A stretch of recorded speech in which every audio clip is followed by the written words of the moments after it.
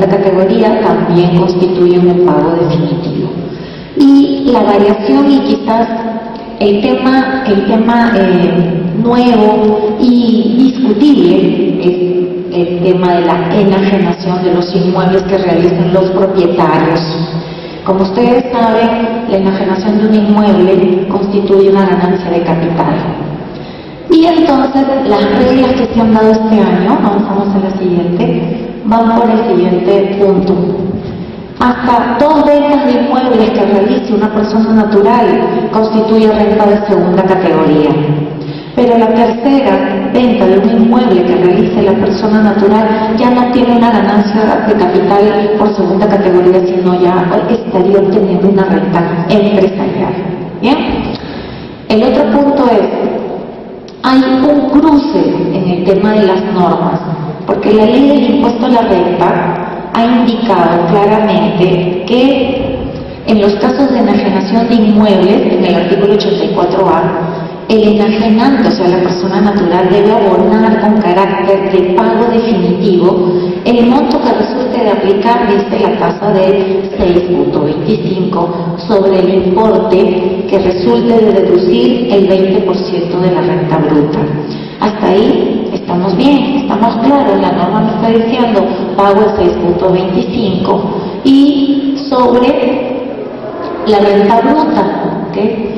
Sobre el 20%, vamos a ver acá, el enajenante deberá presentar ante el notario público el comprobante o el formulario de pago que acredite el pago del impuesto al que se refiere este artículo como requisito previo a la elevación de la escritura pública de la minuta respectiva.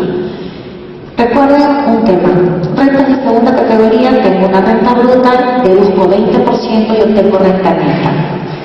La renta bruta en la venta de un inmueble lo constituye el valor de venta del inmueble menos el costo computable o el costo de adquisición de ese inmueble.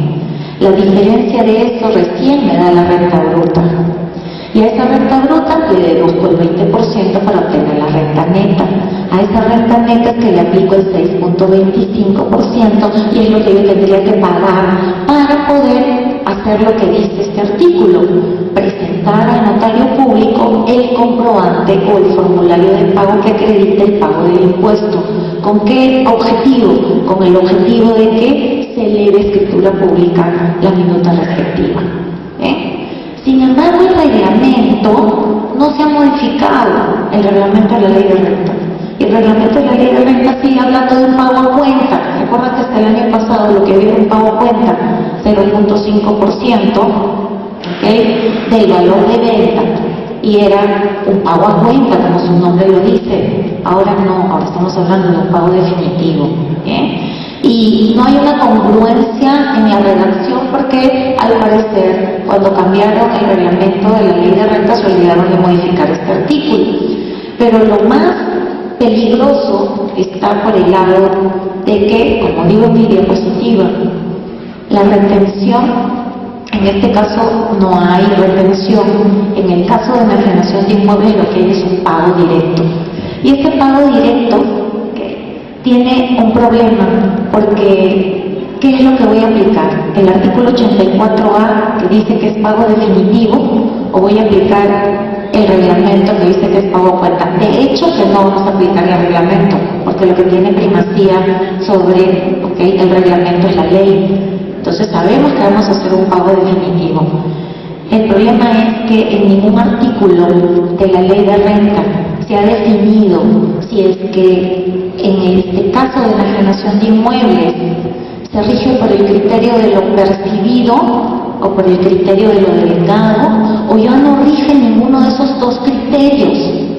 Y podría ser que ya no rija ninguno de esos dos criterios, porque cuando estábamos leyendo el artículo 57 de la ley de renta, el artículo 57 habla de ejercicios gravables.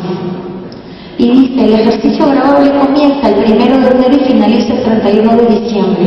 Y las rentas se imputarán, las demás rentas que no sean de primera ni tercera, por el criterio de lo percibido. Pero, ¿cuál es el encabezado de ese artículo 57? Ejercicio gravable.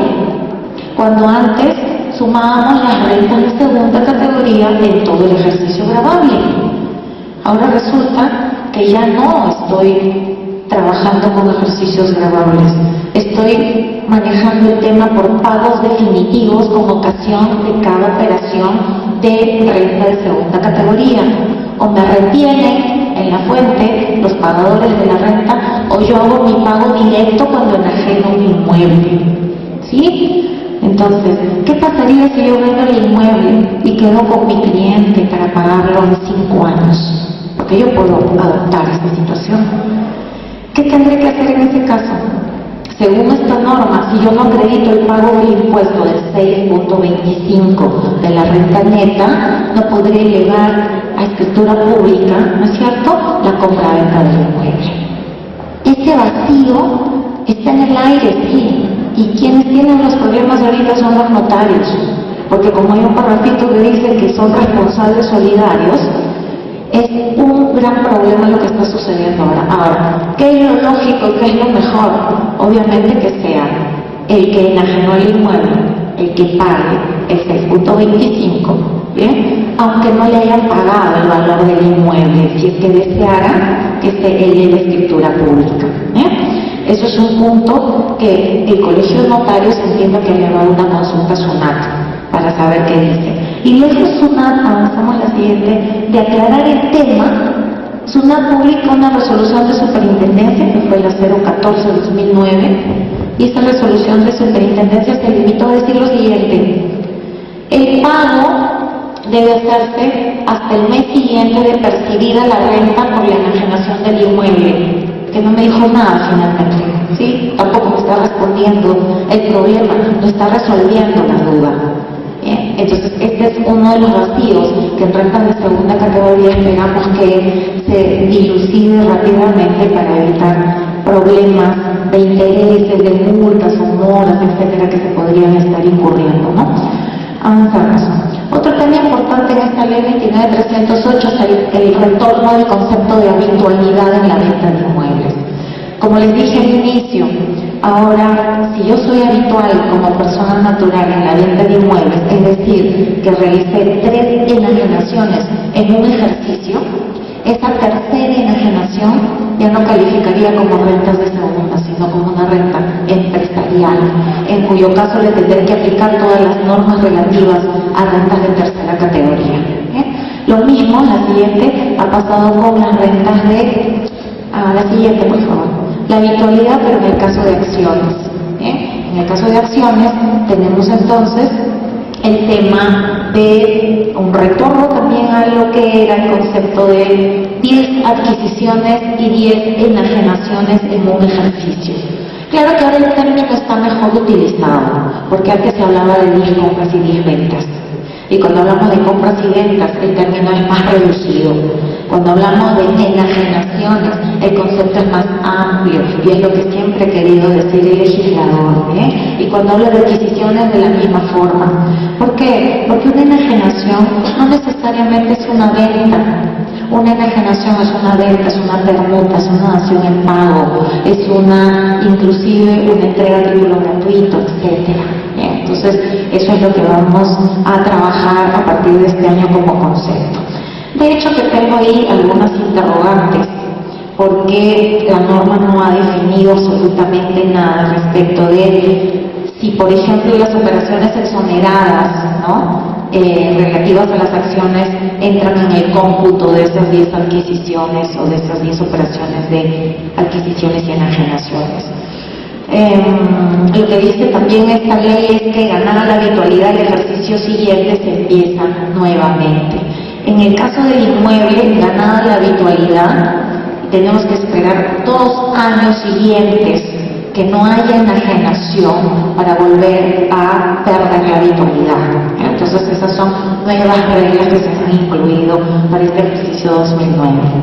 Bueno, ahí tienen un pequeño resumen que más es un tema práctico y aplicativo de procedimientos, de qué cosa tendría que hacer una persona natural en el caso pues que vendo mi inmueble, en el caso que el vendedor sea una persona natural domiciliada, en el caso que sea un no domiciliado, inclusive qué obligaciones tiene que contar con las municipalidades.